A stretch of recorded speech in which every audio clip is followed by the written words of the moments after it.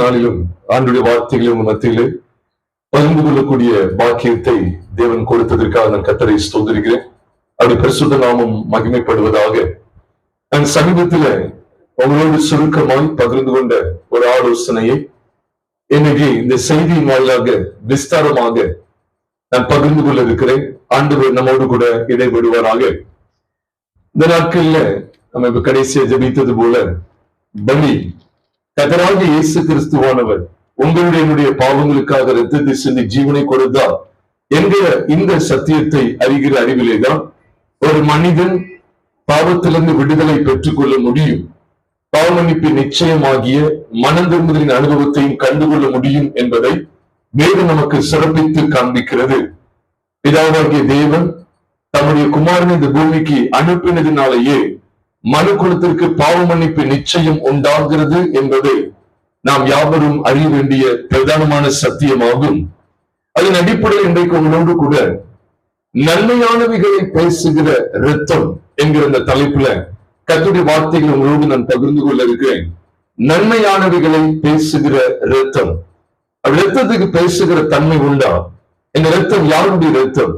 வேதத்திலே எபிரேயர் 12வது அதிகாரம் 24வது வசனத்திலே நாம் பார்க்கிறோம். வேதம் இவ்விதமாய் சொல்லுகிறது, ஆபேலினுடைய இரத்தம் பேசினதை பார்க்கிலும் நன்மையானவைகளை பேசுகிற இரத்தமாகிய தெளிக்கப்பட்ட இரத்தத்தினிடத்தில் வந்து சேர்ந்தீர்கள் என்று வேதம் சொல்லுகிறது. எபிரேயர் 12வது அதிகாரம் 24வது வசனம். வசனத்தின் வெளிச்சத்தில நாம் எவைகளை தியானிக்க இருக்கிறோம் என்று சொன்னால், கர்த்தராகிய இயேசு கிறிஸ்துவினுடைய இரத்தம் நன்மையானவைகளை பேசக்கூடியது. அதுதான் நம்ம கவனிக்கிறோம். யாருடைய இரத்தம் பேசினதை காட்டிலும், யாருடைய இரத்தம் பேசினதை பார்க்கிலும் நன்மையானவைகளை பேசுகிற இரத்தமா? ஆபேலினுடைய இரத்தத்தினுடைய அந்த சத்தத்தை காட்டிலும், ஆபேலினுடைய இரத்தம் பேசினதை பார்க்கிலும் நன்மையானவைகளை பேசுகிற ஒரு இரத்தத்தினிடத்துக்கு தான் நீங்களும் நானும் வந்து சேர்ந்தோம். அப்போ இந்த இரத்தத்தின் மேன்மை நம்ம இந்த இடத்துல விளங்கிக் கொள்ள வேண்டும்.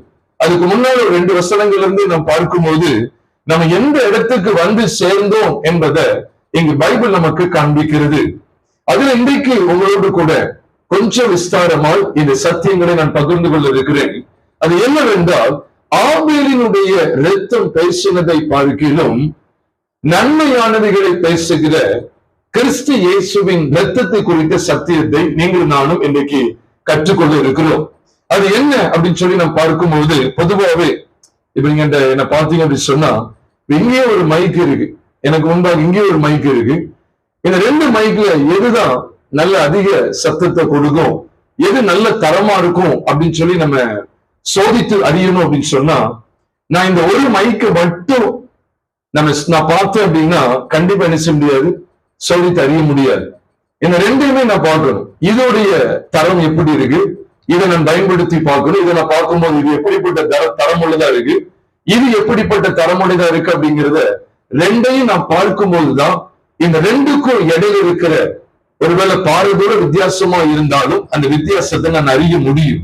ஆக இந்த 2யும் நான் ஒப்பிட்டு பார்க்கும்போதுதான், 2யும் பயன்படுத்தி பார்க்கும்போது, 2யும் நான் அலசி ஆராயும் போதுதான் அந்த 2ல எது மிகச் சிறந்ததா இருக்கிறது என்பதை கண்டறிய முடியுமோ, அதே போல ஆண்டவருடைய இரத்தத்தையும் ஆபேலுடைய இரத்தத்தையும் ஒப்பிட்டு பார்த்து, அதுதான் வேதமே சொல்லுது, ஆபேலுடைய இரத்தம் பேசினதை பார்க்கிலும் நன்மையானவைகளை பேசுகிற இரத்தமாகிய தெளிக்கப்படும் இரத்தத்தினிடத்திற்கும் வந்து சேர்ந்தீர்கள் என்று அங்கு எபிரேயர் 12வது அதிகாரம் 24 வசனத்துல நீங்கள் நானும் பார்க்கிறோம்.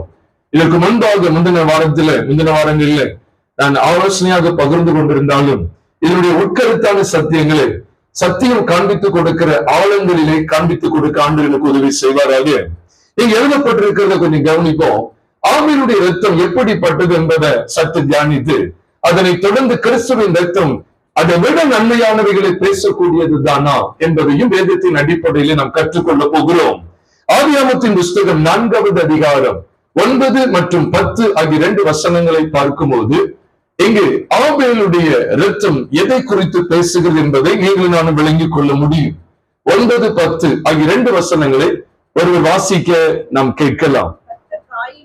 நோக்கி, உன் சகோதரனாகிய ஆபேல் எங்கே என்றார். அதற்கு அவன், நான் அறியேன், என் சகோதரனுக்கு நான் காவலாளியோ என்றான். அதற்கு அவர், என்ன செய்தாய்? உன் சகோதரனுடைய இரத்தத்தின் சத்தம் பூமியிலிருந்து என்னை நோக்கி கூப்பிடுகிறது. நீ என்ன செய்தாய் என்று அங்கே கேட்கிறார். அதை தொடர்ந்து வசனத்தை நாம் வாசிக்க கேட்கலாம். இப்பொழுது உன் சகோதரனுடைய இரத்தத்தை உன் கையிலே வாங்கிக் கொள்ள தன் வாயை திறந்த இந்த பூமியில் சபிக்கப்பட்டிருக்காய். நீ நிலத்தை பயிரிடும் போது அது தன் பலனை இனி உனக்கு கொடாது. நீ பூமியில் நிலையற்று அலைகிறவனாய் இருப்பாய் என்றார். பாருங்க, நான் நேரத்தை கருத்தில் கொண்டு கொஞ்சம் துரிதமா கொஞ்சம் வேகமா உங்களுக்கு சொல்ல நான் வாஞ்சிக்கிறேன். இள சத்தியத்தை சரியாக அழகாக பகுத்தறியக்கூடிய நல்ல திறமையை தேவன், அந்த கிருபையை தேவன் உங்களுக்கு கொடுத்திருக்கிறபடியா அவன் துரிதமா சொல்வதும் உங்களுக்கு நிச்சயமா பிரோஜனமா இருக்கும். இங்கு ஆபேலுடைய இரத்தம் காயினுக்கு 3 காரியங்களை கொண்டு வந்து சேர்த்தது. ஒன்று என்ன அப்படின்னா, அவனுக்கு சாபம் வந்தது. 2வது, அவன் பூமியில நிலையற்றவனாய் அலைகிறவனாய், அதாவது அவன் பலனற்றவனாய் இருக்கிறது. இவன் நிலையற்று இருக்கிற இந்த 3 காரியங்களை இங்க நீங்க கவனிக்க முடியும்.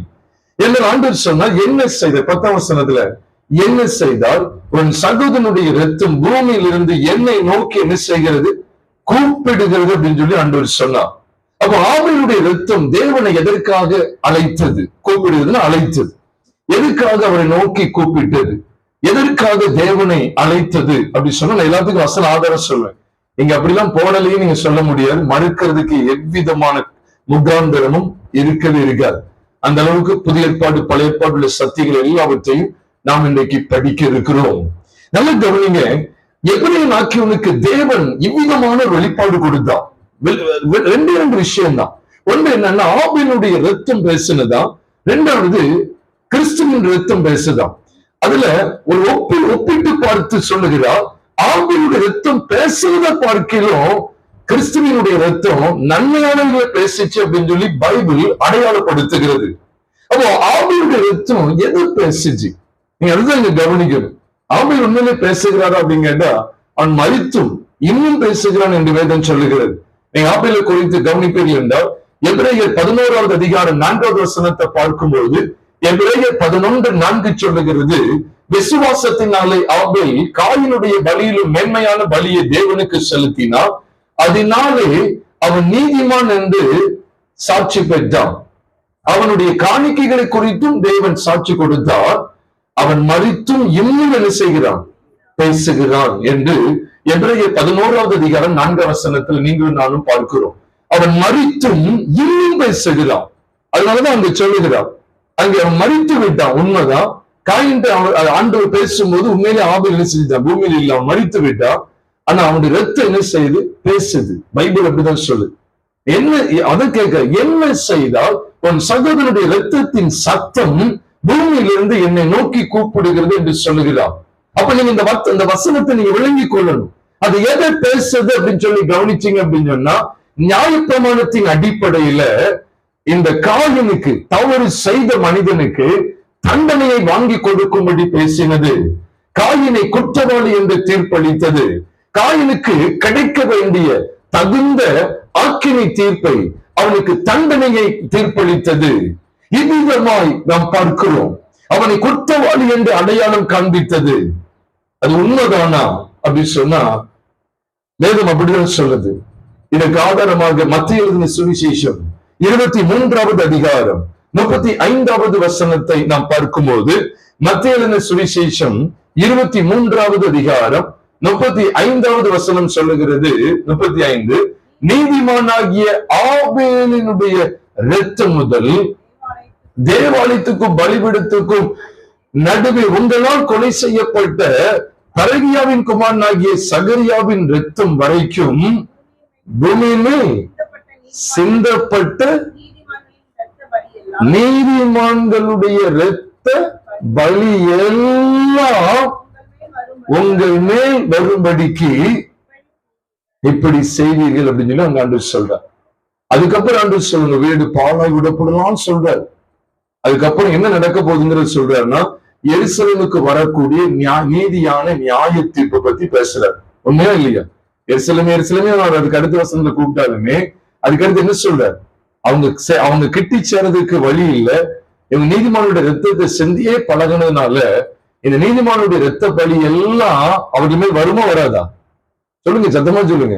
வரும். எங்க இருந்து ஆரம்பிச்சிட்டாரு? ஆபேலுடைய ரத்தத்திலிருந்து பரகியாவின் குமாரனாகிய சகரியாவின் ரத்தம் வரைக்கும் தேவாலயத்துக்கும் பலிபீடத்துக்கு நடுவே அந்த யூத ஜனங்களால், அந்த இஸ்ரேல் ஜனங்களால கொலை செய்யப்பட்ட பரகியாவின் குமாரன் என்று சொல்லப்பட்டிருக்கிறது. அதுதான் நம்ம எல்லாருக்கும் தெரியும். சகரியாவின் புஸ்தகம் 1வது அதிகாரம் 1 வசனத்தை பார்க்கும்போது அங்கே எழுதப்பட்டிருக்கிறது பரகியாவின் குமாரனாகிய சகரியாவுக்கு உண்டான கர்த்தருடைய வார்த்தை. அப்போ பரகியாவின் குமாரன் எந்த சகரியான்னு கேட்டா ஏதோ ஒரு சகரியா இல்ல, எங்க மல்கியா புஸ்தகத்துக்கு முந்தின புஸ்தகமாய் கொடுக்கப்பட்டிருக்குது. என்ன புஸ்தகம்? சகரியா புஸ்தகம். அந்த சகரியா என்கிற அந்த புஸ்தகத்தினுடைய ஆசிரியர் குறித்தான் பைபிள் சொல்லுது. இந்த சகரியா அவங்க எங்க வச்சு கொண்டுட்டாங்க? சகரியா புஸ்தகத்துல இல்ல, ஆனா எங்க வச்சு கொண்டுட்டாங்கன்னா, ஆமா, அது பரகியா, ரெண்டும் பரகியா தான். தேவாலயத்துக்கும் பலிபீடத்துக்கும் நடுவே, தேவாலயத்துக்கும் பலிபீடத்துக்கு நடுவே அப்படின்னா எந்த இடம்? தேவாலயத்துக்கும் பலிபீடத்துக்கும் நடுவே அப்படின்னு சொன்னா இல்ல, தேவாலயத்துக்கும் பலிபீடத்துக்கு நடுவே அப்படின்னு சொல்லும் போது இது நடுவுல, அதாவது வாசல்ல தான், வாசல்ல வச்சுதான் நடக்கு. ஏன்னா அது பிரகாரம் அப்படின்னு சொல்லுவாங்க, அதுல வச்சு அங்க நடக்கு. ஏன்னா தேவாலயம் சொல்லும் போது பரிசுத்த ஸ்தலம், மகா பரிசுத்த ஸ்தலம், அதுக்கு நடுவுலதான் பிரகாரம் இருக்கு. பிரகாரம் அங்கதான் அந்த வெண்கல தொட்டி வச்சிருப்பாங்க. அதுக்கு இங்கதான் எங்க இருக்குன்னா பலிபீடம் இருக்கும். பலிபீடத்துக்கு இருக்கு நடுவுல, அந்த நடுவு இதுல வச்சு அவங்க என்ன செஞ்சாங்கன்னா, வெளியில வச்சு என்ன செஞ்சாங்க, இந்த மனிதனை தீர்த்து கட்டி விட்டார்கள். அதனால வேதம் என்ன சொல்லுதுன்னு பாருங்க, இந்த நீதிமான்களுடைய இரத்த பலி எல்லாம் யார் மேல வந்து பலிக்குதா? யார் மேல வந்து பலிக்குது? அந்த ஜனத்தின் மேல, பூமியின் குடியிருக்கிறவர்கள் மேல, உங்கள் மேல் வந்து பலிக்கும்படி. அந்த இரத்த பலியில் ஆங்கிலத்துல வெஞ்சன்ஸ் இருக்கு, பலிக்கு பழி வாங்குதல். பைபிள் என்ன சொல்லி கொடுக்க அப்படின்னா, நீதிமான்களுடைய அந்த காலத்துல ரத்த சிந்தப்பட்ட நீதிமான்களுடைய ஆபேல்ல இருந்து எடுத்து பாத்துக்கங்க. ஆண்டு எப்படி ஃபில்டர் பண்றது பாருங்க, இங்க இருந்து எடுக்கிறது பாருங்க. சிலபஸ் எங்க இருந்து வருது பாருங்க, இந்த பாடத்திட்டம் எங்க இருந்து வருதுன்னா, அங்க ஆபேல், நீதிமான் ஆகிய ஆபேல்ல வந்து பரகியாவின் குமாரனாகிய சகரியா கிட்டத்தட்ட பழைய ஏற்பாட்டு கடைசி தீர்க்கதரிசி. அது ஏதோ யோவான் ஸ்நானகன் நிறுவனம் வர்றாரு, இல்ல நான் சொல்லல, அவர் கிட்டத்தட்ட இந்த கடைசி தீர்க்கதரிசிகள் அப்படிங்கிற இடத்துக்கு இங்க வர்றாங்க. அப்போ அந்த கடைசி வரைக்கும் இருக்கிற அத்தனை நீதிமான்களுடைய இரத்த பலி எல்லாம் இரத்த பலியிலே போட்டிருக்கு. அப்படின்னா என்ன அர்த்தம் அப்படின்னா, அது திரும்ப என்ன செய்யப்படுதுன்னா, அது என்ன செய்வார்னா பழி வாங்குவா. பழி வாங்குகிற காரியமால் அதனுடைய ரத்தம் எல்லாம் காண்பிக்கப்பட்டிருக்கிறது. பைபிள் அப்படி நீங்க நம்புங்க, பைபிள் அப்படிதான் இருக்கு. அப்ப ஆவியினுடைய ரத்தம் தேவனை நோக்கி கூப்பிடுது. அப்படித்தானே சொன்னார், உன் சகோதரனுடைய இரத்தத்தின் சத்தம் பூமியிலிருந்து என்னை நோக்கி கூப்பிடுகிறதுன்னு சொல்லி சொல்றார். ஒரு நோக்கி கூப்பிடுது. எதுக்காகன்னு பார்த்தா, காயினுக்கு தகுந்த தண்டனையை கொடுத்தது. இப்ப அதைத்தான் இங்க நம்ம கவனிக்கிறோம். மத்திய 23:35 பாருங்க, வேற என்ன சொல்றது, இந்த இரத்த பலிகள் எல்லாம் உங்கள் மேல் வரும்படிக்கு அப்படின்னு சொல்லி அங்க எழுதுகிறான். உங்கள் மேல் வரும்படிக்கு. அப்ப யார் மேல வரும்படிக்குன்னு சொன்னா, அந்த ஜனத்தின் மேல வருது. அவங்க எல்லாரும் அந்த சந்ததியா, நீதிமானுடைய இரத்தத்தை வாங்கின அந்த சந்ததியாரா இருந்ததுனால, அந்த சந்ததியார தொடர்ந்து அந்த இரத்த பழி வந்து பலிக்கிறது என்று சொல்லி, பிடிக்கிறது என்று சொல்லி வேதம் நமக்கு தெளிவாக காண்பிக்கிறது. அந்த இரத்த பலி, நீதிமானுடைய இரத்த பலி எல்லாம் உங்கள் மேல் வரும்படிக்கு இப்படி செய்வீர்கள். பைபிள் என்ன சொல்லுதுன்னா, ஆவினுடைய ரத்தத்தினுடைய பலி ஜனங்கள் மேல் வருமா வராதா? அப்படித்தானே வருந்தானே போட்டிருக்கு. ஆவினுடைய ரத்தம் ஜனங்கள் மேல, ஆவினுடைய ரத்தத்தின் பலி ஜனங்கள் மேல வந்து கேட்கப்படும். நீதியே அவர் கேட்பாரு. அப்படிதான் மத்திய 23:35 வசனத்துல வாசிக்கிறோம். அப்போ நம்ம ஏதோ மற்ற இடங்கள், மற்ற காரியங்களை இப்ப பார்க்கல. இந்த ஆவினுடைய ரத்தத்தை குறித்து பாருங்க. அந்த ரத்தத்தினுடைய சத்தம், அந்த ரத்தத்தினுடைய சத்தம் தேவனை நோக்கி கூப்பிடும் போது, காயினுக்கு அவர் என்ன செய்தார் தெரியுமா? காயினுக்கு அவர் என்ன செய்கிறார் என்று சொன்னால், நீதியான தண்டனையை கொடுக்கிறார். நீதியான தண்டனையை அவர் செலுத்தினார் என்று சொல்லி நீங்களும் நானும் பார்க்கிறோம். பிரியமானவர்களே, தேவனுடைய பிள்ளைகளாகிய நீங்களும் நானும் இந்த சத்தியத்தினுடைய வெளிச்சத்துல பார்க்கும்போது, நீதியான தண்டனையை யாருக்கு வந்து வாங்கி கொடுக்கிறது? காயினுக்கு வாங்கி கொடுக்கிறது. அவனை குற்றவாளியாக அடையாளம் காண்பிக்கிறது, அவனை குற்றப்படுத்தினது. நல்ல கவனிச்சுவாங்க. இது எதை காண்பிக்க தெரியுமா? இது நியாயப்பிரமாணம். அதனாலதான் ஆபேல்ல இருந்து சகரியா வரைக்கும் ஆண்டவர் ஒண்ணு சேர்த்துட்டார். நம்ம நினைப்போம் ஆபேல் காலத்துல என்னையா நியாயப்பிரமாணம் இருந்தது, ஏற்கனவே சொல்லியிருக்கிறேன். நம்மளே நியாயப்பிரமாணமா தான் இருக்கிறோம் தான் பைபிள்ல போட்டிருக்கு. ரோமர் 2:14 நான் ஒரு உதாரணம் சொல்றேன். ரோமர் 2:14 நாம் பார்க்கும்போது நம்மளே நியாயப்பிரமாணமா இருக்கிறோமா பாருங்களேன். அப்படி இருக்கு. ரோமர் 2:14 பாத்தீங்கன்னா, அன்றியும் நியாயப்பிரமாணம் இல்லாத புறஜாதிகள் சுபாவமாய் நியாயப்பிரமாணத்தின்படி செய்கிற போது நியாயப்பிரமாணம் இல்லாத அவர்கள் தங்களுக்கு தாங்களே, அப்ப இந்த புறஜாதிகள் யாரு? நம்ம தான். யூதர் அல்லாத எல்லாருமே புறஜாதிகள் என்று சொல்லி அறியப்படுகிறார்கள். அப்போ நீங்கள் நானும் நமக்கு நாம எப்படி இருக்கிறோமா? நியாயப்பிரமாணமா இருக்கிறோம்னு போட்டிருக்கு பாருங்க. அது மட்டும் இல்ல, அடுத்த வசனத்துல சொல்லும் போதும் கூட அதனுடைய பின்பகுதியை கவனிச்சு பாருங்க. அவருடைய சிந்தனைகள் ஒன்றை ஒன்று தேர்க்கிறதுனாலும் நியாயப்பிரமாணத்துக்கு ஏற்ற கிரியை தங்கள் இருதயங்களில் எழுதியிருக்கிறது என்று காண்பிக்கிறார்கள். இவ்வளவு அழகா சொல்றாரு பாருங்க. நியாயப்பிரமாணமா நம்ம இருக்கிறோம். அப்ப ஆபேல் காலத்துல நியாயப்பிரமாணம் இல்லைன்னு நீங்க சொன்னீங்கன்னா உண்மையிலே சொல்ல எழுத்தின்படி நியாயப்பிரமாணம் வரலதான். நான் உண்மையாவே சொல்லிக்கிறேன். ஏன்னா மோசையின் காலத்துல நியாயப்பிரமாணம் வந்தது. ஆனா ஆண்டவர் எப்பவுமே இந்த நியாயப்பிரமாணத்துடைய நிலையில வெளிப்படுத்தி இருக்கிறான்னு நீங்க கவனிக்கணும். நீங்க ஒரு உதாரணத்துக்கு சொல்றேன். நம்ம எல்லாரும் அடிக்கடி நம்ம கேட்கிற சத்தியம் தான். ஆகார் சாரான்னு சொல்லி 2 பெண்கள் ஆபிரகாமுடைய வீட்டுல இருந்தாங்க. நீங்க வேதத்தை வாசிச்சு பாருங்க. கிறிஸ்துவின் பிரமாணம் என்னைக்கோ வெளிப்பட போகுது. நியாயப்பிரமாணமும் என்னைக்கோ வெளிப்பட போகுது. நியாயப்பிரமாணத்துக்கு பிறகு எத்தனையோ 1000 வருஷங்களுக்கு பிறகுதான் 1000 வருஷங்களுக்கு பிறகுதான் கிறிஸ்துவின் பிரமாணம் வெளிப்படுத்தப்பட போகிறது. ஆனா அவ்வளவு நாட்கள் வெளிப்பட போகிற அந்த பிரமாணத்துக்கு முன் அடையாளமா எப்பவுமே சத்தியம் காண்பிக்கப்படுது பாருங்க. நீங்க வேதத்துல அந்த வசனத்தை பாருங்களேன். அங்க கலாத்தியர் 4வது அதிகாரம், கலாத்தியர் 4வது அதிகாரம் 24வது வசனத்தை ஒரு வாசிக்க கேட்கலாம். கலாத்தியர் 4வது அதிகாரம் 24 வசனத்தை ஒருவர் வாசிக்க நாம் கேட்கலாம். இவைகள் ஞான அர்த்தமுள்ளவைகள். அந்த ஸ்திரீகள் எந்த 2 ஸ்திரீகள்? ஆகாரும் சாரார். அந்த 2 ஸ்திரீகளும் 2 ஏற்பாடுகளா வாசிங்க. ஒன்று சீனாய் மலையில் உண்டான ஏற்பாடு, அது அடிமைத்தனத்திற்குள்ளாக பிள்ளை பெறுகிறது. பாத்தீங்களா? அது யாருதானா? அது ஆகார் என்பவள் தானே. அவள் தன் பிள்ளைகளோடு கூட அடிமைப்பட்டிருக்கிறாள் அப்படின்னு சொல்லிதான் வேதம் சொல்லுது. அப்ப ஆகார் வாழ்ந்த காலம் எப்போ? மோசே வாழ்ந்த காலம் எப்போ? எழுத்தின்படி பார்த்தா மோசையுடைய நாட்கள்ல நியாயப்பிரமாணம் வந்தது. ஆனா பைபிள் சொல்லுது மோசையினுடைய காலத்தில் வெளிப்படுத்தப்பட்ட அந்த நியாயப்பிரமாணத்துக்கு முன் அடையாளமாக, ஞான அர்த்தமாக யார் அங்க வெளிப்படுத்தி காமிக்கிறார்?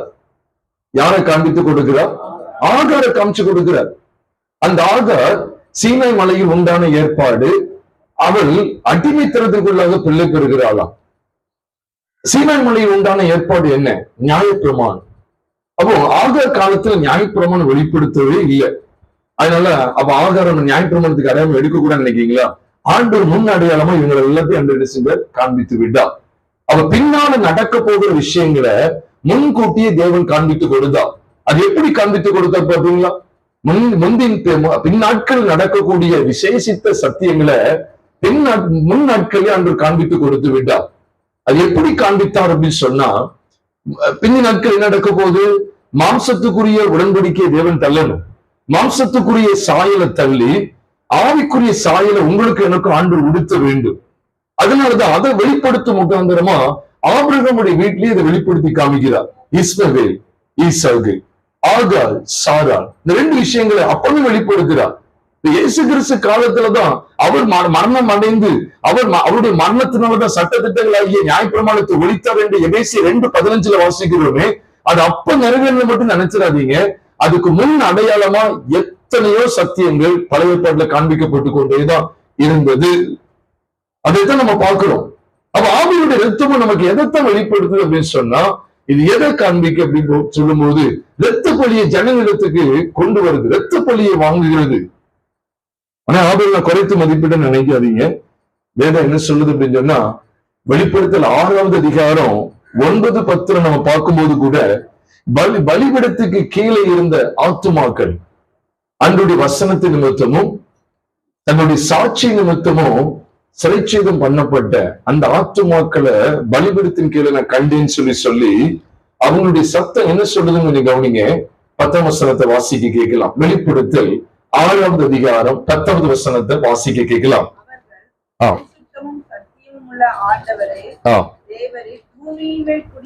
தேவரே பூமியின் மேல் குடியிருக்கிறவரிடத்தில் பாருங்க, எங்கள் இரத்தத்தை குறித்து எது வரைக்கும் நியாய தீர்ப்பு செய்யாமலும் பழி வாங்காமலும் இருப்பீர் என்று மகா சத்தமிட்டு கூப்பிட்டாங்க. எதுக்கு கூப்பிடுறாங்க? பலிபீடத்து கீழே இருக்கிற ஆத்மாவுடைய காரியத்தை பாருங்க. இவங்க எப்படி மறிச்சாங்க தெரியுமா? பாவத்துல மறிச்சவங்க இல்ல, வேத வசனத்து நிமித்தம். 9ஆம் வசனத்தையும் வாசிங்க. 9ஆம் வசனம். நாங்கள் கொடுத்த சாட்சி நிமித்தமும் கொல்லப்பட்டவர்களுடைய ஆத்துமாக்களை. எதுக்காக கொல்லப்பட்டாங்க? சண்டை போட்டது நிமித்தம் இல்ல, பாவம் செய்தது நிமித்தம் இல்ல. எதுக்காக? தேவ வசனத்தின் நிமித்தமும் தாங்கள் கொடுத்த சாட்சி நிமித்தமும் கொல்லப்பட்டவருடைய ஆத்துமாக்களை பலிபீடத்தின் கீழே கண்டு அவங்களுடைய சத்தம் எப்படி இருக்கு பாத்தீங்களா? பரிசுத்தமும் சத்தியம் உள்ள ஆண்டவரே, தேவரே பூமியின் மேல் குடியிருக்கிற இடத்தில் எது நிமித்தம்? எங்கள் இரத்தத்தை குறித்து பாருங்க. எங்களை நாங்க சாட்சி சொன்ன நிமித்தம் எங்களை என்ன செஞ்சாங்க? கொண்டுட்டாங்க. வேத வசனத்தை நாங்க அறிவிச்ச நிமித்தம் எங்களை என்ன செஞ்சாங்க? கொண்டுட்டாங்க. இவங்க எங்கள் இரத்தத்தை குறித்து பூமியின் மேல் குடியிருக்கிற இடத்தில் எங்கள் இரத்தத்தின் நிமித்தம் எங்கள் இரத்தத்தை குறித்து எது வரைக்கும் பூமியின் மேல் குடியிருக்கிற இடத்தில் நியாய தீர்ப்பு செய்யாமலும் பழி வாங்காமலும் இருப்பீர்னு சொல்லி அந்த பலிபீடத்து கீழ் இருக்கிற ஆத்துமாக்கள் கூப்பிடுறாங்களா இல்லையா? கூப்பிடுறாங்க.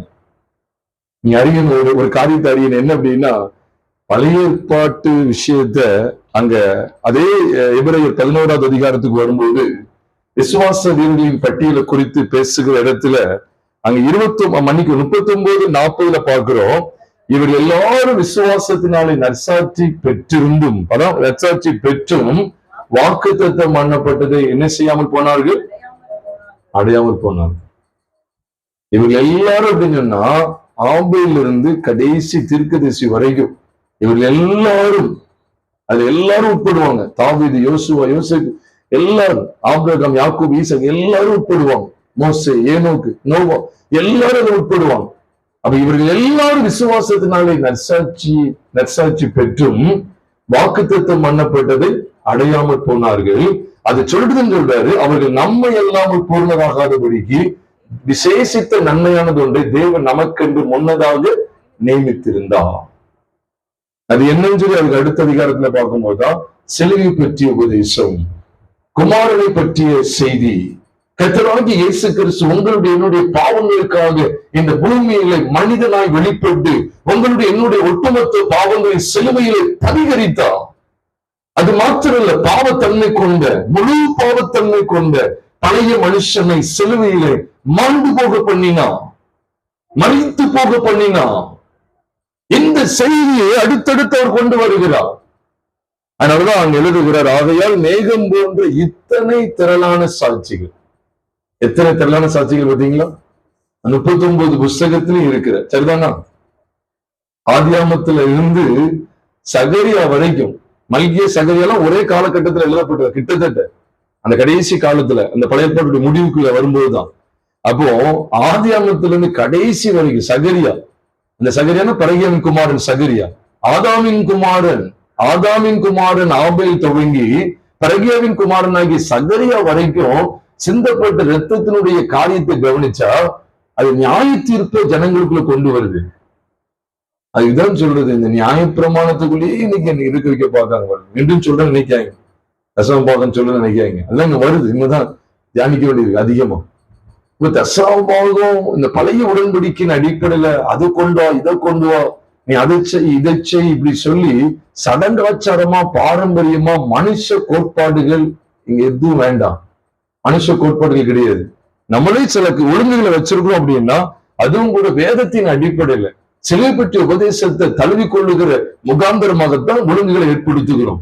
மற்றபடி சடங்காச்சார சட்டத்திட்டம் அப்படிலாம் கிடையாது. அதனால வேதத்தில் நீங்க விளங்கிக் கொள்ளணும். எபேசியர் 2:15 சொல்லுது, சட்டத்திட்டங்களாகிய நியாய பிரமாணத்தை தம்முடைய மரணத்தினாலே ஒழித்து அப்படின்னு சொல்லி வேதத்துல பார்க்கிறோம். ஒழித்தார்னா என்னதுங்க? ஒழித்தார்னா என்ன? அந்த பாத்திரத்தை நான் ஒழிச்சிட்டேன் அப்படின்னா என்ன அர்த்தம்? அது இல்லவே இல்லைன்னு அர்த்தம். ஒழித்தாருன்னு என்ன அர்த்தம்? ஒழிச்சு கட்டிட்டாங்க அப்படின்னா என்ன அர்த்தம்?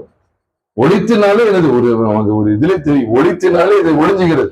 இது அந்த ஒழித்து இல்லை, இது இந்த ஒழித்துங்கிறது அழித்துங்கிற அர்த்தம். ஒழித்து அழி அப்படின்னு சொல்றாங்க, ஒழித்து. இது இல்ல, இருக்கவே இருக்க சின்ன வண்ணமாயிரும். அப்படி இன்னும் நம்ம நியாயப்பிரமாணத்தை நிலைநிறுத்த பார்க்காதீங்க. அதனாலதான் ஆபேலுடைய அதனாலதான் இவர்கள் எல்லாரும் யாருமே பூர்ணராகல. சொல்லுங்க, தப்பா நினைக்காதீங்க, வசனத்தை பிடிச்சுக்கங்க. நீங்க என்ன தவறா நினைக்காதீங்கன்னா, எபிரேயர் 11வது அதிகாரம் 39 இல்ல 40ஆம் வசனத்தை பார்த்தா இவர்கள் நம்மை இல்லாமல் பூர்ணராகாதபடிக்கு இருக்கு.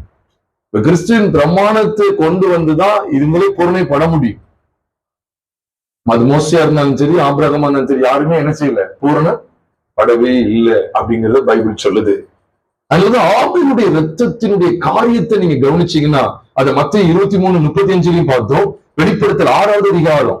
ஒருவேளை உங்களுக்கு சந்தேகம் இருந்ததுன்னா, வெளிப்படுத்தல் 6ல 9-10 சொல்லப்பட்டிருக்குது, தேவ வசனத்தின் நிமித்தமும் தாங்கள் கொடுத்த சாட்சி நிமித்தம் சொல்லியிருக்காங்க. சாட்சி தேவ வசனம், இதுக்காக கொல்லப்பட்டவங்களை ஆபேல் எப்படி கொண்டு வரலாம் கேட்டீங்கன்னா, அந்த காலத்துல ஆபேல் தேவ வசனத்துக்காக தான் மரித்தான். உண்மையை சொல்றேன். அன்னைக்கு அந்த காலத்துல ஆபேல் நாட்கள் இந்த மாதிரி ஒரு பைபிள் கிடையாது. அவ ஆபேல் எப்படி வேத வசனத்தை நிறைவேற்றினான்னா, ஆதாம் ஏவாள் கட்டாயமா அவனுக்கு சொல்லி கொடுத்திருக்காங்க. எப்படின்னா, ஒரு தேவன் இருக்கிறார், நம்மளை படைத்த தேவன் இருக்கிறார், அவர் வானத்தின் பூமியும் படைத்த தேவன் இருக்கிறார், அவருக்கு நீ விதமா என்ன செய்யணும், பலி செலுத்தணும், நீ அவருக்கு காணிக்கைகளை கொடுக்கணும்னு சொல்லி அந்த காலத்துல அவங்க பழக்க வச்சிருக்காங்க. இல்லையா? உண்மையா இல்லையா? இல்ல அவங்களுக்கு எப்படிங்க தெரியும்? இல்ல 2 பேருமே கர்த்தருக்கு காணிக்கை செலுத்துறாங்க போடுறதா இல்லையா? அவங்க எப்படி காணிக்கை செலுத்த வந்தாங்க? கர்த்தர் ஒருவர் தெரியாம பெற்றோர் மூலமா செவி வழியா தேவ வார்த்தையை அவங்க கேட்டாங்க. தேவனை அறிகிற அறிவை அவங்க அடைந்தாங்க. இது 100% உண்மை. 2 பேருக்குமே இந்த சத்தியம் சொல்லப்பட்டாயிட்டு. 2 பேருமே தேவனை அணுகுகிற முறைய தகப்பனோ தாயோ யாருடைய வார்த்தைகள் மூலமாகவோ தேவனை அறிகிற அறிவு அவர்களுக்கு கிட்டினது. அதனாலதான் அவங்க தேவனை அணுகுனாங்க. அப்போ ஆபேல் உண்மையாகவே தேவ வசனத்து நிமித்தம் தான் அவன் என்ன செய்யப்பட்டான், உண்மையாவே கொல்லப்பட்டான். பைபிள் ஆதாரமே இருக்குது, அதுக்காக தான் கொல்லப்பட்டான். இன்னொன்னு சாட்சி கொடுத்தான். தேவன் அவனுக்கு காணிக்கைகள் கொடுத்து அப்படி போட்டு போட்டீங்களா? நீங்க எபிரேயர் 11வது அதிகாரம் 4ஆம் வசனத்துல பார்க்கும்போது அழகா சொல்லப்பட்டிருக்கு, விசுவாசத்தினாலே ஆபேல் காயினுடைய பலியிலும் மேன்மையான பலியை தேவனுக்கு செலுத்தினா அதனாலே நீதிமான் என்று சாட்சி பெற்றான். அவனுடைய காணிக்கைகள் கொடுத்து கர்த்தர் தேவன் என்ன செஞ்சாராம், சாட்சி கொடுத்தா. அவன் மரித்தும் இன்னும் பேசுகிறான். அப்ப அவனுக்கு ஒரு சாட்சி இருக்கு, அவனுடைய வாழ்க்கையில் ஒரு சாட்சி இருக்கு. அந்த சாட்சி நிமித்தம் அவன் கொல்லப்பட்டான். தெரியுமா உங்களுக்கு? உண்மையாவே அந்த சாட்சி நிமித்தம் அவன் கொல்லப்பட்டான். வேத வசனத்தின் நிமித்தமும் அவன் பலி செலுத்தினான். அவன் போனது சத்தியத்தை கீழ்ப்பிடினான், தேவ வசனத்தை அவன் நிறைவேற்றினான், தேவனை அறிகிற அறிவு தேவ வசனத்தை நிறைவேற்றினான்.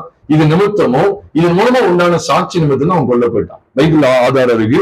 1 யோவான் 3வது அதிகாரம் 12ஆம் வசனத்தை ஒருத்தங்க வாசிக்க கேட்கலாம். 1 யோவான் 3வது அதிகாரம் 12ஆம் வசனத்தை எடுத்து வாசிங்க. பொல்லாங்கானால் உண்டாயிருந்து தன் சகோதரனை கொலை செய்த காயினை போல் இருக்க வேண்டாம். எதுக்காக கொலை செய்த பாருங்க, பைபிள் சொல்லுது பாருங்க.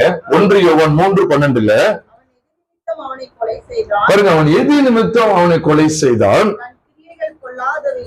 தன் கிரியைகள் பொல்லாதவைகளும்.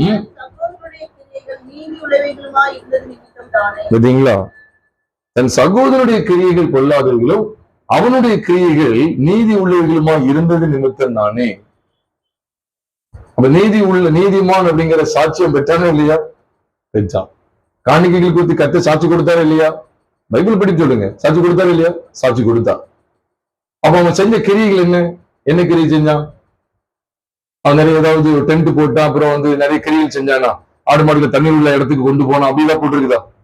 இல்ல, அவன் என்ன கிரியை செஞ்சான்? காயினுடைய ஒரு கிரியை இருக்கு, இவருடைய ஒரு கிரியை இருக்கு. 2 பேரும் எதான் கொண்டு போனாங்க தேவனுக்கு முன்னால? காணிக்கையில கொண்டு போனாங்க. அதான் அங்க போட்டிருக்கு. இவனுடைய கிரியை நீதி உள்ளதா இருந்ததுங்கிறது நிமித்தம் தான் ஆபேல் என்ன செஞ்சான், கொலை செய்யப்பட்டான்.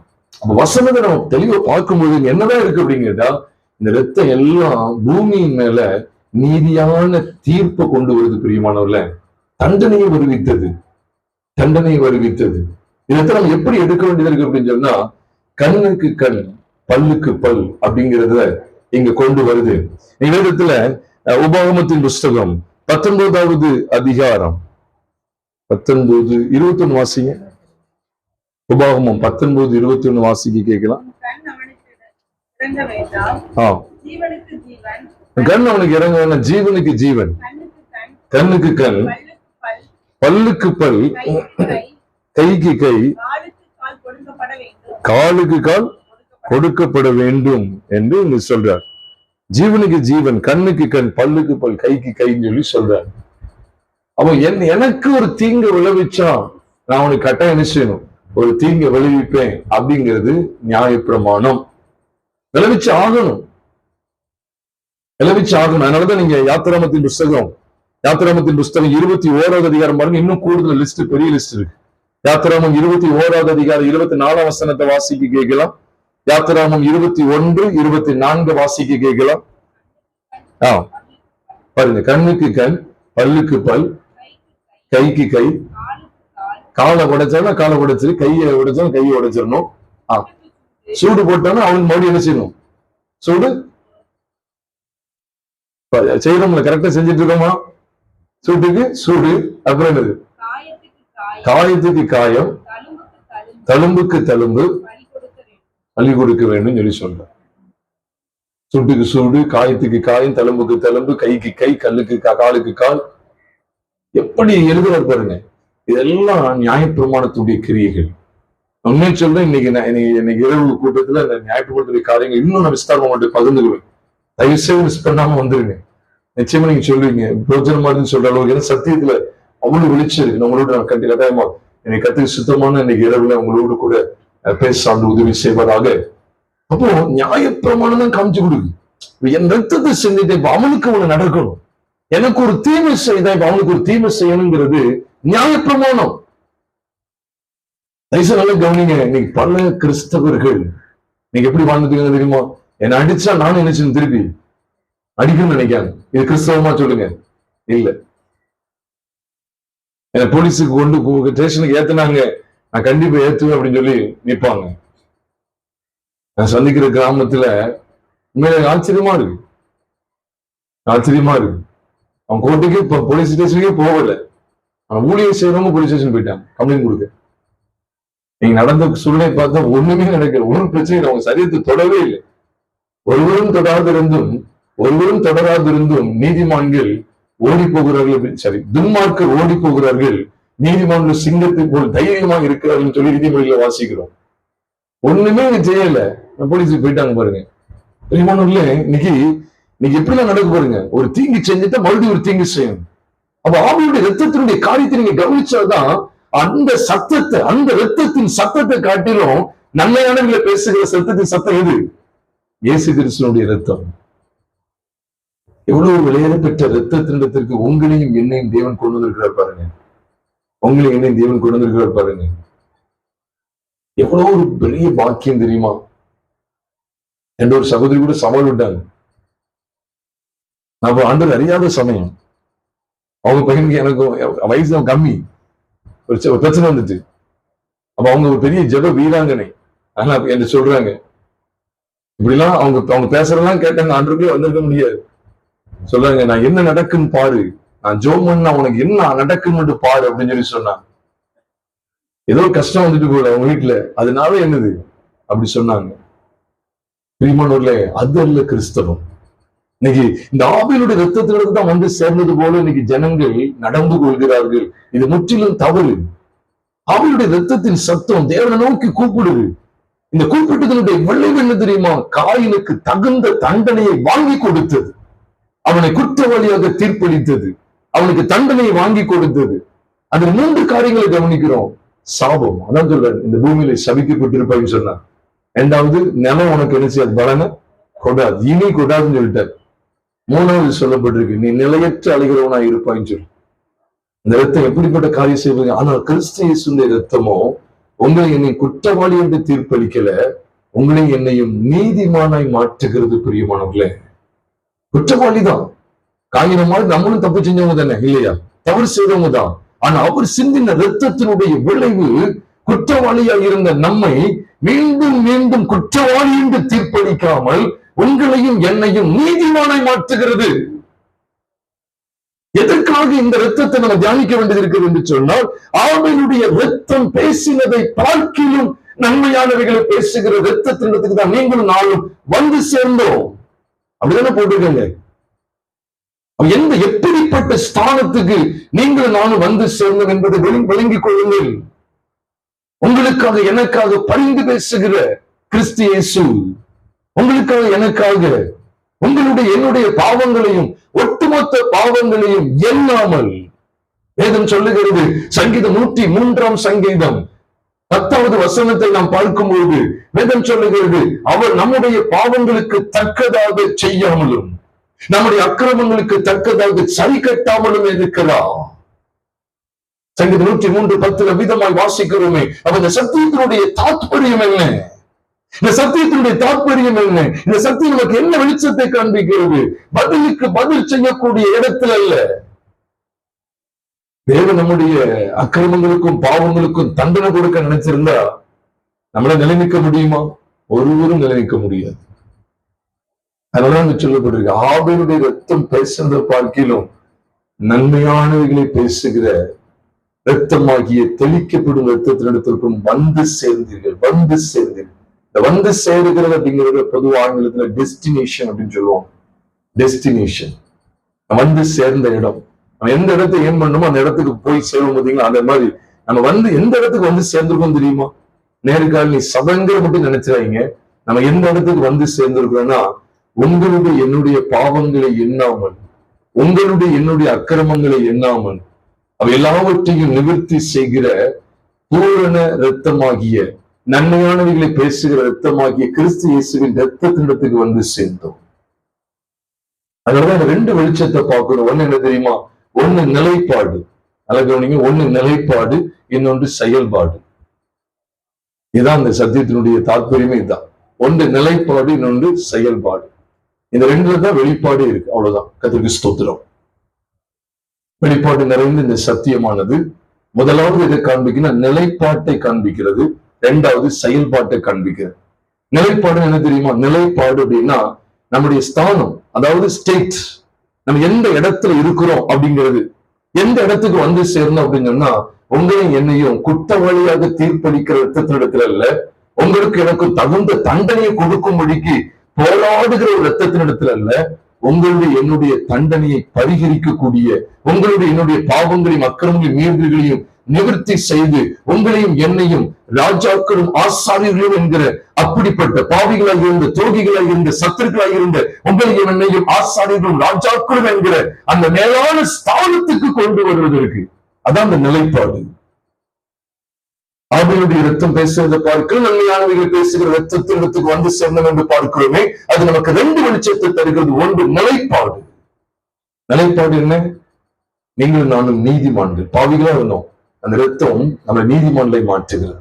நித்திய ஜீவனுக்கு அபாத்திரர்களாக இருந்தோம். அந்த ரத்தம் உங்களை என்னை நித்திய ஜீவனுக்கு பாத்திரர்களாக காணப்பட பண்ணுகிறது. எவ்வளவு பெரிய ஸ்லாக்கியம் பாருங்க. இதுக்குதான் நீங்க ஒப்பிட்டு பார்க்க வேண்டியது. இப்ப ஆபேலுடைய ரத்தத்தை பார்த்தா நமக்கு தெரியுது, இந்த ரத்தம் அவனுக்கு என்ன செஞ்சுட்டு தண்டனை வாங்கி கொடுத்தது. அதுல பார்க்கிற இரண்டாவது ஒரு வெளிப்பாடு என்ன தெரியுமா? செயல்பாடு. முதல் வெளிப்பாடு என்னது? நிலைப்பாடு. இரண்டாவது வெளிப்பாடு என்னது? செயல்பாடு. செயல்பாடுன்னா என்ன அர்த்தம் அப்படின்னா, இந்த ரத்தம் ஆபேலுடைய ரத்தம் பேசுறதை பார்க்கிற நன்மையானவர்களை பேசுகிற ரத்தமாகி கிறிஸ்து இயேசுடைய ரத்தத்திற்கு வந்து சேர்ந்த நம்மிடத்தில் காணப்பட வேண்டிய செயல்பாடு என்ன அப்படின்னு சொன்னா, முதல் நிலைப்பாடை பார்த்துட்டோம். இரண்டாவது செயல்பாடு அது என்ன அப்படின்னா, நாமும் மற்றவர்கள் என்ன செய்யக்கூடாது? பழிக்கு பழி வாங்க கூடாது. நம்ம ஒவ்வொரு அசைவு தான் செயல்பாடு. நம்ம ஒவ்வொரு செயல்பாடு எப்படி இருக்கணும்னா, இந்த ரத்தத்திடத்துக்கு வந்து சேரணும் அப்படிங்கறத பிரதிபலிக்கக்கூடியதா இருக்கும். ஆமீன் சொல்லுவோமா? ஆமீன். கர்த்தருக்கு மகிமை உண்டாவதாக. அப்போ நான் இந்த இடத்துல வந்து சேர்ந்தேன். சிலர் சொல்லுவாங்க, இப்படி உதாரியா சுத்துற பிள்ளைய பார், இவனை சொல்லு, அவன் அப்பனை சொல்லணும் அப்படின்னு சொல்லி சொல்லுவாங்க. வீட்டை சொல்லணும், வீட்டுல வளர்த்திருக்காங்க பாருங்க, வளர்ப்பு அப்படின்னு சொல்ற அளவுக்கு நீங்களாம் நடந்துடக்கூடாது. என்ன இவங்க சண்டை போட்டுட்டு இருக்காங்க அப்படின்னு சொன்ன உடனே, இல்ல உங்க நேர்காணல ஒரு சந்து மாதிரி இருக்குமா, இல்ல ஒரு சபை இருக்காமே, கிறிஸ்துவின் சரியமாய் சபைன்னு சொல்லி நேர்காணல சொல்றாங்களாமே, அந்த சபைக்கு தான் அவங்க போறவங்களாம். ஓஹோ அப்படியா கதை, அங்க போயிட்டு இந்த பைபிள் தூக்கிட்டு தான் இப்படி சண்டை போட்டு கிடக்காங்களா அப்படின்னு சொன்னாங்கன்னா எவ்வளவு பெரிய கேவலம் பாருங்க. பிரியமானவர்கள் எவ்வளவு கவனமா இருக்கணும். அப்படி ஒரு துர்சாட்சியை கொண்டு வந்துடக்கூடாது. நம்ம எந்த இடத்துல வந்து சேர்ந்துங்கிறது நான் உணரணும் பிரியமானவர்கள. அப்ப நீங்களும் நானும் வந்து சேர்ந்த அந்த ரத்தத்தினுடைய அந்த ரத்தம் நமக்கு கொண்டு வருகிற முதல் ஆசீர்வாதம் அந்த நிலைப்பாடு. அது என்ன நிலைப்பாடு? நீதிமான். நீதிமான், குற்றவாளிகள் அல்ல, குற்றவாளிகள் அல்ல, நித்திய ஜீவனுக்கு பாத்திரர்கள், ராஜாக்களும் ஆசாரியரும். அப்படிதானே பைபிள்ல இருக்கு. நீங்க வெளிப்படுத்தல் 1:6 வாசிங்களேன். வெளிப்படுத்தல் 1வது அதிகாரம் 6ஆம் வசனத்தை வாசிங்க. தேவனுக்கு எப்படி மகிமை செலுத்தப்படுதுன்னு பாருங்க. எதனால மகிமை செலுத்தப்படுதுன்னு பாருங்க. இயேசு கிறிஸ்து செய்த அற்புத அடையாளங்களினால அல்ல, எப்படி மகிமை அவருக்கு உண்டாகுதுன்னு பாருங்க. வெளிப்படுத்தல் 1வது அதிகாரம் 6ஆம் வசனத்தை வாசிக்க கேட்கலாம். பாருங்க, நம்மிடத்தில் அன்பு கூர்ந்து தமது இரத்தத்தினாலே நம்முடைய பாவங்களை நம்மை கழுவி நம்முடைய பிதாவாகிய தேவனுக்கு முன்பாக பாருங்க, அவருடைய விளையாடப்பட்ட இரத்தத்தினால நம்ம ராஜாக்களும் ஆசாரியரும் ஆக்கின அவருக்கு மகிமையும் வல்லமையும் என்றென்றைக்கும் உண்டாயிருப்பதாக. என்றென்றைக்கு உண்டாயிருப்பதாக. ஆமைன்னா இப்ப பாருங்க, என்றென்றைக்குன்னு எனக்கு இன்னைக்கு உண்டாகணும், நாளைக்கு உண்டாகணுமா உண்டாகக்கூடாது, நாளைக்கு நாளை கழிச்சு. என்றென்றைக்குன்னு என்ன அர்த்தம்? இந்த பூமி வானம் பூமியும் இருக்கிற வரைக்கும் இந்த பூமியில உண்டாகணும். நித்திய நித்திய காலமா உண்டாகணுமா வேண்டாமா? எந்த வெளிச்சத்துல அவருக்கு உண்டாகணும்? நம்மிடத்தில் அன்பு கூர்ந்து நம்முடைய இரத்தத்தினாலே நம்முடைய பாவங்கள் அதை கழுவி நம்மை பிதாவாகிய தேவனுக்கு முன்பாக ராஜாக்களும் ஆசாரியர்களும் ஆக்கின அவருக்கு. இந்த வெளிப்பாடு இல்லாம உள்ள போறாங்க பாருங்க. எங்க மிருகத்துக்கு முத்திரை, மிருகத்தின் முத்திரை, மிருகம் இப்படி ரூபமாய் இருந்தது கிளாஸ் எடுக்காங்க யூடியூப்ல. அப்புறம் என்னது வந்துட்டு இருக்காங்க, அப்படி ஒரு சில கூட்டம் கிடைக்குது. என்னது அப்புறம் அதுக்கு தேளுக்கு ஒப்பான ஒரு வாள் இருந்தது, அது மனுஷரை வதைக்கக்கூடியது. என்ன வெளிப்பாடியா அவங்களுக்கு? இந்த வெளிப்படுத்தல தானே இந்த வெளிப்பாடை பாக்கீங்க. இந்த வெளிப்பாடு உங்களுக்கு இல்லையா? இந்த வெளிப்பாடு கிடைச்சிட்டுனா என்றென்றைக்கும் தேவனை சதா காலமும் மகிமைப்படுத்தலாம். நீங்க எங்க போக போறீங்க? இந்த வாழை பிடிச்சு கலைய போறீங்களா? வலு சர்ப்பத்துக்கு வலு சர்ப்பம் எவ்வளவு பெருசா எதுக்கு அதெல்லாம் கேட்க? எது வலு சர்ப்பத்தையும் வதைச்சாச்சு. ஒரு நாள் செய்தியில கேட்டோம்ல, வலு சர்ப்பத்தை வதைத்ததும் நீதான் நல்லவன் போட்டாச்சு. அப்ப இந்த பஸ்காவில எல்லாத்தையும் முடிக்கிறாரு. பஸ்காவை தாண்டி இது சிவந்த சமுத்திரத்துல பஸ்கா என்ன செஞ்சுட்டாரு? வலு சர்ப்பத்தையும் வதைச்சாச்சு, ராகாபை துண்டிச்சாச்சு, வலு சர்ப்பத்தையும் வதைச்சாச்சு. ராகாபை துண்டித்தது பஸ்காவினால, வலு சர்ப்பத்தை வதைத்தது ஞானஸ்நான சத்தியம், அவருடைய அடக்கம் மற்றும் உயிர்த்தல். அவர் கிறிஸ்துவின் மரணம், அடக்கம், உயிர்த்தல் கம்ப்ளீட்டா சாப்டர் முடிச்சிட்டாரு. இந்த பாதையில போய்கிட்டே இருக்க முடியாது தானே? இந்த பாதையை விட்டு திருமணம் தான் செத்து போனாங்க. யோசிச்சு பாருங்க. இந்த சத்தியத்தை நிக்க முடியாது, இந்த வெளிச்சத்திலே நடக்க முடியாதுன்னு சொன்னவங்க அவுட் ஆயிட்டான். வேற யாரு? பாட்டு பாட தெரியாதவங்களா? ஆராதனை நடத்த எங்களுக்கு ஆராதனை செய்ய தெரியலாங்களா? வெளிப்படுத்தல எவ்வளவு இது வெளிப்படுத்தல இல்லையா? இன்னைக்கு முதல் பார்க்க மாட்டாங்க, உடனே அன்பு பேரு எங்க 6 முத்திரை உடைக்கணும், 7 முத்திரை, 7 கலசங்கள், 7 ஆவிகள், 7 கண்கள். எங்க போறீங்க கேக்க? இந்த இருக்கு 7 கண்களை பார்க்கணுமா? 7 கண்களும் ஆட்டுக்குட்டியாட்டதான் இருக்கு. 7 ஆவிகளை பார்க்கணுமா? சிங்காசனத்துல தான் புறப்படுது, வலது பரிசத்துல வீட்டில் இருக்கிற இடத்துல தான் புறப்படுது. என் முத்திரையை உடைக்கிறதுக்கு யாருக்குமே அதிகாரம் இல்லை, யாருக்குமே பத்திரம் கிடையாதான். ஆட்டுக்குட்டியானதுதான் பாத்திரம் இருக்கு. அதுக்கும் அவளுதான் அடிக்கப்பட்ட வண்ணமா இருக்கிற ஆட்டுக்குட்டி. வெளிப்படுத்த 5வது அதிகாரம் 6ஆம் வசனத்துல போட்டிருக்கு, அடிக்கப்பட்ட வண்ணமா இருக்கிற ஆட்டுக்குட்டியானவருக்கு 7 கண்கள் இருந்துச்சா. அதுதான் பூமி எங்கும் உலாவிக்கிட்டு இருக்குதான். அப்ப இந்த சத்தியம் அடிக்கப்பட்ட வண்ணமா இருக்கிற ஆட்டுக்குட்டியானவர் தான் பூமி எங்கு உலாவணும்னு சொல்லி பைபிளே தெளிவா இருக்கு. எங்க போற 7ங்கிறது பூரணத்துக்குரிய. அப்ப பூரணமா பூமி எங்கு உலாவக்கூடிய சத்தியமே ஆட்டுக்குட்டியானவர் பற்றிய வெளிப்பாடுங்கிறத வெளிப்படுத்தல் 5:6 இருக்கு. எங்க போறீங்க? தேவனுக்கு ஒப்பா இருக்கிற, தவளைக்கு ஒப்பா இருக்கிற 2 ஆவிகள் வந்தது, புகை எழும்பிச்சு. எங்கேயோ போறாங்க பிரியமானவர்ல. பூச்சாண்டி அங்கிருந்து வர்றான், எங்க இருந்து வரட்டுமே. வலு சர்ப்பத்தையே காலி பண்ணிட்டாரு, அவ்வளத்தையும் நொறுக்கிட்டாரு. அவங்க கடைசி எங்க போறாங்க? இப்ப நீங்க வலு சர்ப்பத்தை பத்தி, தேவைக்கு ஒப்பானது, தவளைக்கு ஒப்பானது, அவர் மிருகத்துக்கு ஒப்பானது, வெட்டுக்கிளிக்கு ஒப்பானது, நீ என்னமோ எடுங்களேன். இது எல்லாம் எங்க போகுது? பாதாளத்துக்கு போகுது. ஒரு சபையை தேவன் அங்க கொண்டு போகிறார். அப்ப பாதாளத்துக்கு உங்களை என்னை தப்பு வைக்க பண்றது எது? அவ்வளவுதான், அதான் விஷயம்.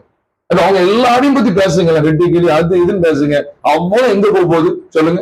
நரகத்துக்கு போக போகுது, உள்ள தள்ளப்படுது. வலுசற்பமும் தீர்க்கதரிசி எல்லாருமே உள்ள தள்ளப்படுறாங்க. அப்ப அது தள்ளப்படுறதுக்கு எதுவானது? அப்ப அதுக்கு தள்ளப்படாதது எதைத்தான்? அதுதான் தியானிக்கணும். அதுதான் நமக்கு பாக்கியம். நீங்கள் நானும் வலுசற்பத்தோடும் கள்ள தீர்க்கதரிசியோடும் அக்கினி கடல்ல தள்ளப்படுறதுக்கு பாத்திரவங்களா இருக்கும் இல்ல. அப்ப அதுக்கு எதிர்பார்ப்பு என்ன? கிறிஸ்துவின் சிலுவை. இங்க வந்துடலாமே. இன்னத்துக்கு ஆராய்ச்சி பண்ண போறீங்க கேட்க 1264 1230 எங்க போறீங்க ஐயா? கிறிஸ்துவின் சிலுவை இல்லாமல் நித்திய ஜீவனுக்கு அத்தனை பேரும் அபாத்திரர்களே. அதனாலதான் நம்ம வசனத்தை இங்க பாக்குறோம். அந்த ரத்தம் உங்களை என்னையும் ராஜாக்கள் ஆசாரிகளை மாற்றி இருக்கிறது. ராஜாக்களும் ஆசாரிகளை மாற்றி இருக்கிறது. இது வெளியில மட்டும் இல்ல, உள்ளேயும் அந்த சத்தம் தாங்க. இங்க வெளியில சபைக்கு எழுதும் போது வெளியில இது இந்த சத்தம் எங்க உள்ளதுன்னா இங்க பூமியில உள்ளது. உள்ள போனா 5வது அதிகாரத்துல உள்ள இருக்கிறது பல்லவத்துக்குள்ள உள்ளேயும் இங்க சத்தம் கேட்க பாருங்க. என்ன சத்தம் கேட்கு? எப்படி பண்ணிக்க வெளிப்படுத்த 5வது அதிகாரத்துக்கு வாங்க. அங்க உள்ள போனாலும் என்ன சத்தம் கேட்குன்னா வாசிங்க 10ஆம் வசனம் 9:10 வெளிப்படுத்தல் 5:9-10.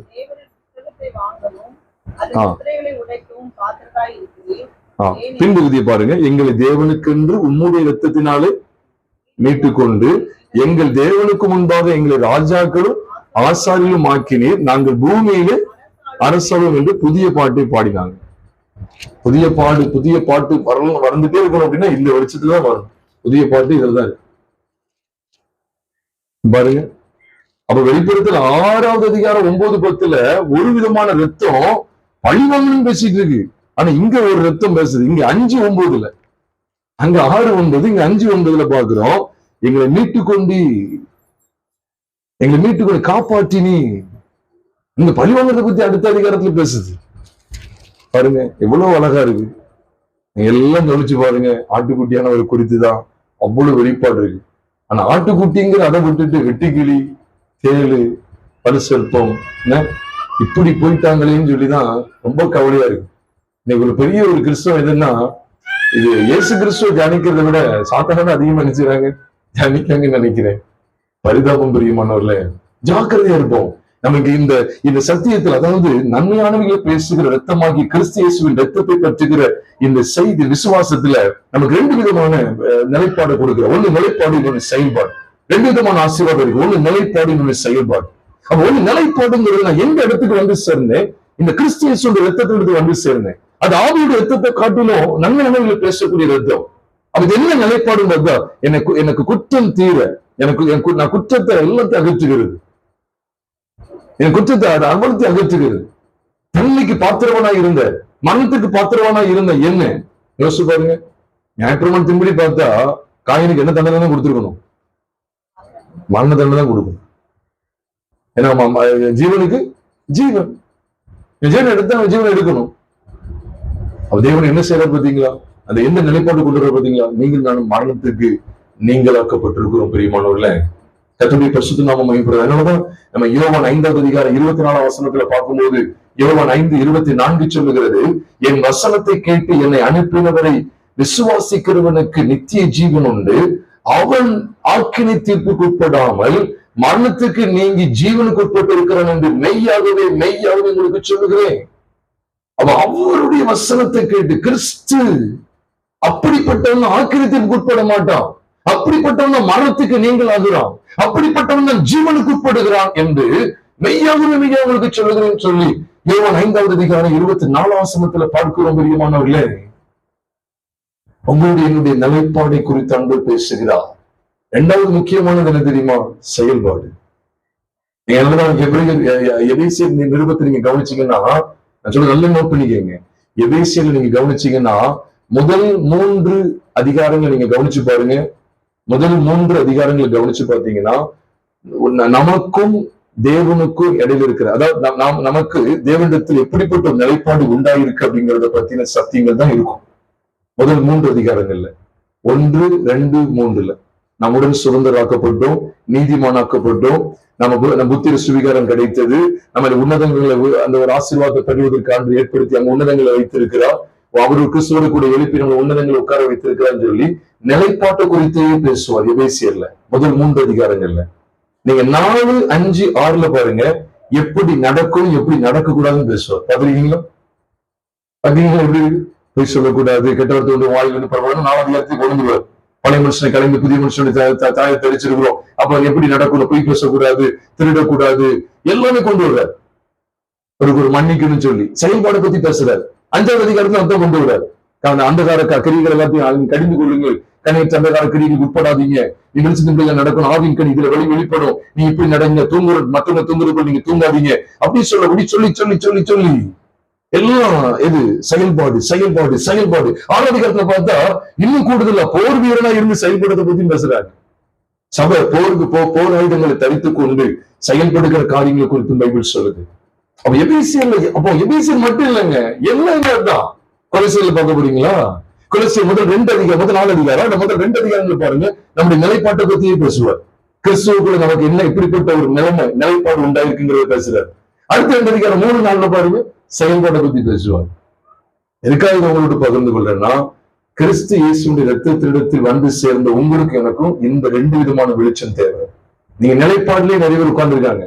இன்னைக்கு பாருங்க, அநேகர் இன்னைக்கு உண்மையா சொல்றேன், நிறைய தேவ பிள்ளைகள் சொல்லப்படுறவங்க ஆண்டு ரட்சித்தார்னு சொல்லி உட்கார்ந்துட்டு இருக்காங்க, செயல்பாட்டுக்கு வரமாட்டேங்காங்க. ஆண்டு பாவியாம ரட்சித்தான் சொல்லிக்கிட்டே இருக்காங்க, செயல்பாட்டுக்கு வரமாட்டேங்காங்க.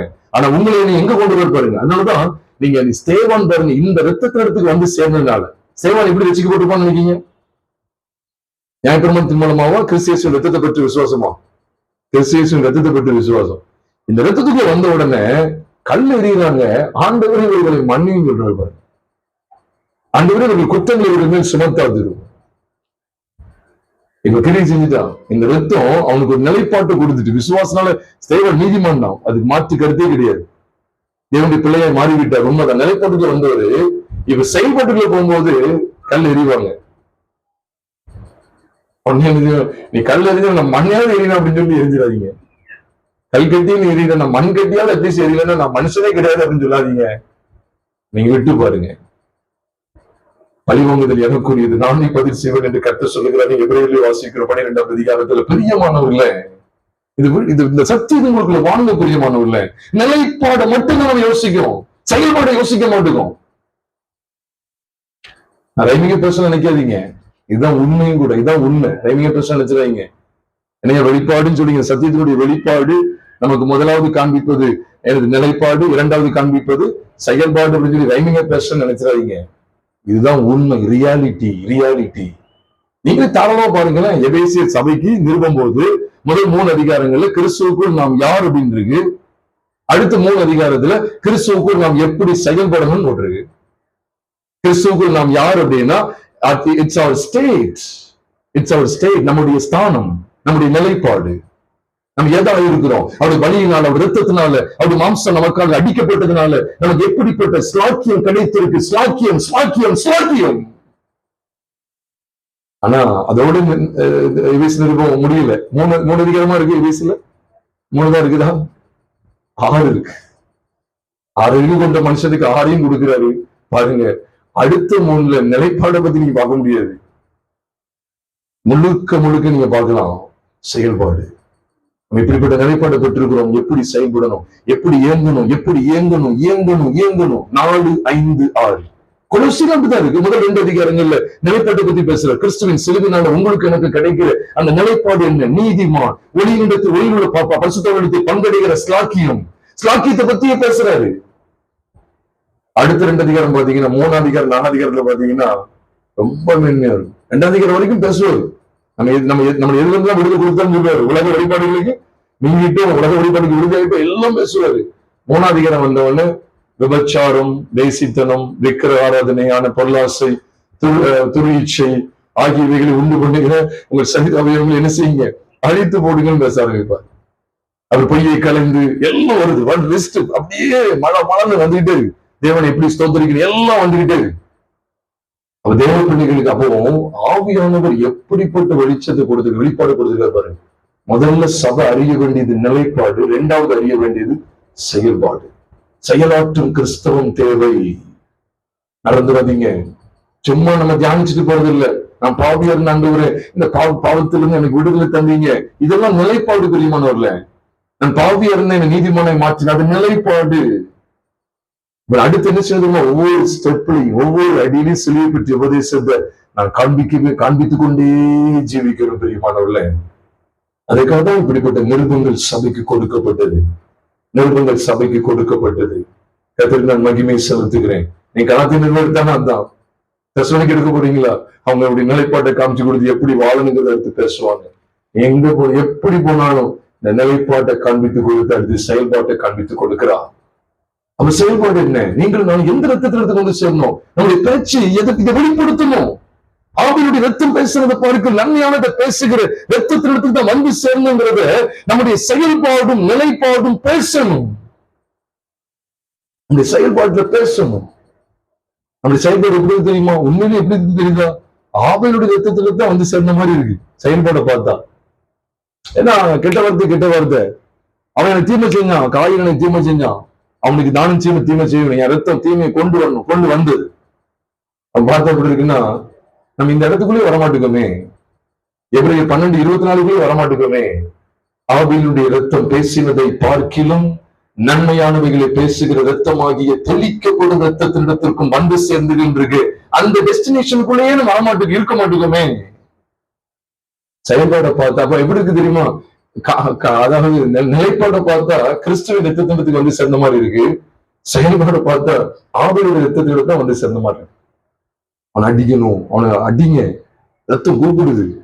இங்க பாருங்க, வெளிப்படுத்த பார்த்தா ஆதியாமத்துல பாக்குற மாதிரி ஆதியாமத்துல கூப்பிடுறது, எங்கேயும் கூப்பிடுறாங்க பாருங்க. எப்படி கூப்பிடுறாங்க பாத்தீங்களா? பழி வாங்க எது வரைக்கும் பழி வாங்காமல் இருப்பீங்க, பழி வாங்கணும் எது வரைக்கும் பழி வாங்காமல் இருப்பீங்க. பூமியின் மேல் குடியிருக்கிறவங்களுக்குல நீங்க ரத்தத்தை செலுத்தினாங்கல்ல, இந்த ரத்தத்துக்கு தக்கன பழி வாங்கணும். நீங்க நியாய தீர்ப்பு செலுத்தணும், நியாய தீர்ப்பு செய்யணுமா? அந்த ரத்தம் பலிபடுத்தி கீழே ஆத்மாக்களை பாருங்க பிரியமானவர்ல. இந்த வெளிச்சம் இந்த சிலுவைக்குள்ள வந்துட்டா எல்லாமே அடங்கிடும் பிரியமானவர்ல. இந்த சிலுவைக்குள்ள வந்துருங்க பிரியமானவர்ல. புரியாத பாஷைகளை பல மணி நேரம் பேசணும், அதனால நம்ம ஜெயிச்சிடலாம் சாதிச்சிடலாம் சொல்லி ஒரு எவிடன்ஸ் பைபிள்ல கிடையாது, ஒரு எவிடன்ஸ் கிடையாது. நீங்க பாஷைன்னு சொல்லாதீங்க. ஒரே ஒரு நிருபத்துலதான் பாஷையை பத்தி இருக்கு. அந்த காலத்துல நமக்கு தான் எல்லாமே கொகிரண்டா, எல்லாமே கோர்வையா எல்லாம் கொடுக்கப்பட்டு சேர்த்து கொடுக்கப்பட்டு combined. It consists of 27 books, especially in the New Testament. புதிய ஏற்பாடுல 27 புக்குகளை உள்ளடக்கி நமக்கு கொடுத்திருக்கிறாரு. எபேசு திருச்சபைக்கு கொடுத்துச்சவங்களா சொல்லுங்க. எபேசு திருச்சபைக்கு இந்த மாதிரி 27 புத்தகம் கொடுக்கப்பட்டிருந்ததா? எபேசு நிருபம் மட்டும்தான் போகுது. அங்க ஏதாவது பாஷை பத்தி எழுதினாரா? அவ எபேசு திருச்சபையில வாழ்ந்து விசுவாசத்துல வாழ்ந்து மறிக்கிறவங்க அப்ப நித்திய ஜீவனுக்கு போக மாட்டாங்களா? பக்தி விருத்தி அடைய மாட்டாங்களா? சொல்லுங்க. அவங்களுக்கு கொடுக்கப்பட்டது ஐயோ இல்ல இது குறைவாயிட்டு பக்தி விருத்தி அடைகிறதுக்கு அந்நிய பாஷைகளுக்கு கொடுக்கப்படல அப்படின்னு சொன்னா, எபேசு திருச்சபையா பல வருடங்களும் அந்த நிருபத்தை வச்சுதான் வாழ்க்கை நடத்திருக்காங்க. அப்ப அவங்க எல்லாம் நித்திய ஜீவனுக்கு அபாத்திரம் ஆயிடுவாங்களா? பக்தி விருத்தி அடைஞ்சிருக்கே முடியாதா? எபேசு திருச்சபையில் அந்நிய பாஷை குறித்து எழுதல, கலாத்தி திருச்சபையில் அந்நிய பாஷை குறித்து எழுதல, தெசலோனிக்கே சபையில் அந்நிய பாஷை குறித்து எழுதல, தீமோத்தேயுக்கு எழுதப்பட்டதுல அந்நிய பாஷை குறித்து எழுதல, கொரிந்தில மட்டும் எழுதியிருக்கிறாரு.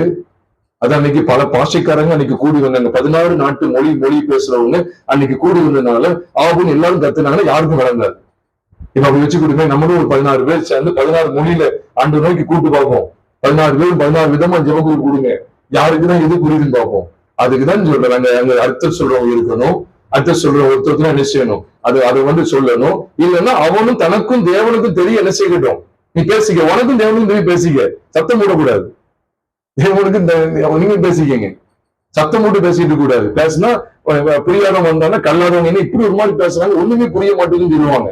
அப்ப அர்த்தம் சொல்றவங்க இருந்தா, நீ அர்த்தம் சொல்றவங்க இல்லாவிட்ட சபையில பேசாம அவன் தனக்கும் தேவனும் தெரிய பேசுகிறவன் அர்த்தம் சொல்றவன் இருந்தா நீ என்ன செய், நீ பேசு. ஒருத்தர் பேச ஒருத்தர் வியாக்கியானம் பண்ணட்டும். அது நான் எப்படி பேசியிருக்கேன், நீ வரும் நாட்கள் அப்படி வரமானத்துக்கு உள்ள வந்தாங்கன்னா பைலிங்குவல் சர்வீஸ் நடத்த வேண்டியதான் சொல்லி தம்பி சொல்லியிருக்கேன். பைலிங்குவல் வச்சிட வேண்டியதான், தமிழ் அண்ட் இங்கிலீஷ். தமிழ் ஒருத்தர் பேச இங்கிலீஷ்ல மொழிபெயர்க்க அந்நிய பாஷை கொண்டு வந்துருவோம். சபை கொண்டு தேவை தானே. சில இப்ப எல்லாம் தமிழ் தெரியும், அதனால தமிழ் பேசணும்.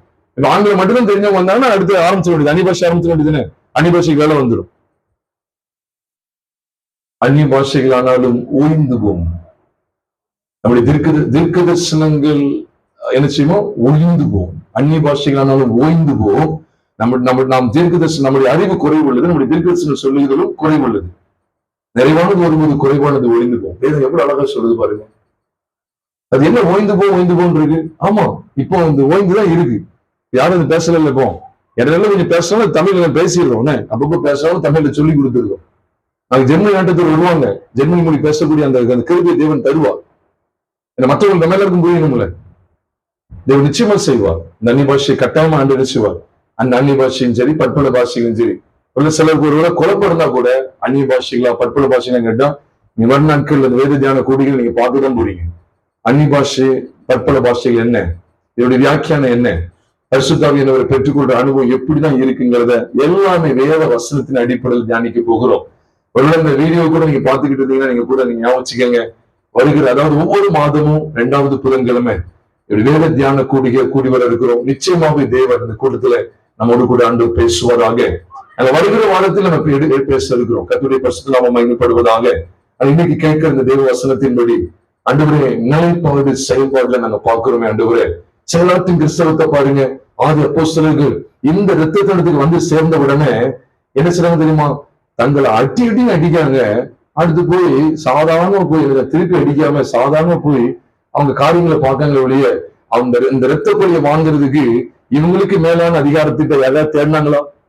இதுதான் இவங்களுடைய செயல்பாடு. நிலைப்பாட்டுக்குள்ள வந்தவங்க செயல்பாட்டுக்குள்ள இருந்தாங்க. இதுதான் கிறிஸ்தவம். பிரியமானவர்கள, பதிலுக்கு பதில் செய்யறது, அடிக்கடி உதைக்குவதை கண்ணுக்கு கண்ணுங்கிற நியாயமாட்டுக்கு போகாதீங்க. நீங்களும் நானும் கிறிஸ்துவ இயேசுவின் விளையாடப்பட்ட ரத்தத்திடத்துக்கு வந்து சேர்ந்தோம். ஆவியுடைய ரத்தம் பேசினதை பார்க்கிலும் நன்மையானவைகளை பேசுகிற ரத்தமாகிய கிறிஸ்து இயேசுவின் ரத்தத்திடத்துக்கு வந்து சேர்ந்தோம். இருக்கிற இடத்துல அப்படி நாம் கண்களை மூடி அப்படி நாம் கர்த்தரை நோக்கி பார்ப்போம். நாம் ஜெபித்து அப்படி நாம் நிறைவு செய்வோம். அப்படி நாம் ஜெபித்து நாம் நிறைவு செய்வோமா? இயேசு ரத்தமே ரத்தமே ரத்தமே, வெளியேற பெற்ற ரத்தம் சனத்தை அப்படி நாம் பாடி நம் தேவனை நாம் மகிமைப்படுத்துவோமா? நான் உங்களை ஞாபகப்படுத்துகிறேன். இன்னைக்கு மாலையில கூட்டம் உண்டு. அது நீங்க தரிசன ஜெபத்தோடு வந்து மிஸ் பண்ணிடாதீங்க. நிச்சயமா இன்னைக்கு இந்த சத்தியத்தில் உள்ள இன்னும் கூடுதலான வெளிச்சத்தை நம்ம இன்னொரு பகுதியில் நம்ம தியானிக்க போகிறோம். நம்ம எல்லாரும் அப்படி தேவனை நோக்கி பார்ப்போம். இயேசு ரத்தமே ரத்தமே ரத்தமே. அதுல ஒரு சனம் 2 சனம் பாடி அப்படி நம்ம தேவனை மகிமைப்படுத்துவோமா? பகல் புஸ்தகத்துல 1129 இவர் அப்படியே பாடி அப்படி நம்ம ஜெபித்து நம்ம நிறைவு செய்ய போகிறோம்.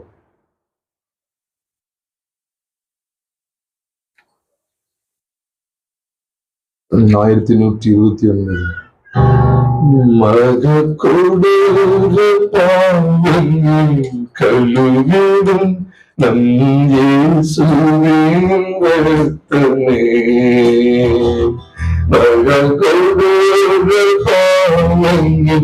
கழுவிடும் நம் இயேசுவின்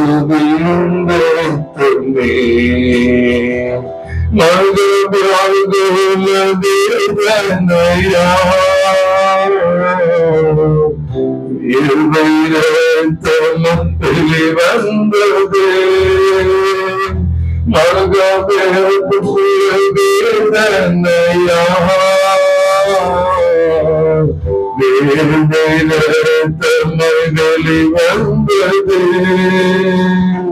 இயேசு ரத்தமே ரத்தமே ரத்தமே, இயேசு ரத்தமே ரத்தமே ரத்தமே,